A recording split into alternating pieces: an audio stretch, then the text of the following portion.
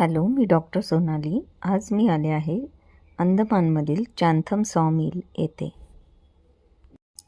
Port ब्लेअरपासून सुमारे 11 kilometre अंतरावर Chatham आयलँडवर ही mill आहे. चॅथम आयलँड हे एक छोटेसे बेट आहे आणि ते बाकी भागाशी एका छोट्या पुलाने जोडले गेलेले आहे. 1883 ब्रिटिशांनी चालू केलेली ही एशियातील सर्वात जुनी आणि मोठी लाकूड गिरणी आहे. इथे प्रवेश केल्यानंतर तिकीट काढल्यावर आम्हाला असे हिरवे जॅकेट देण्यात आले. तिथे काम करणारे कामगार आणि पर्यटक वेगवेगळे ओळखता यावेत म्हणून असे जॅकेट देण्यात येतात.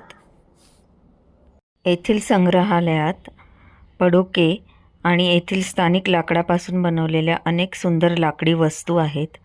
तसेच विविध चित्रांमधून जुन्या काळातील माहिती दिलेली आहे. लाकडापासून बनवलेले टेबल, विविध प्राणी, पक्षी हे बघून थक्क व्हायला होते.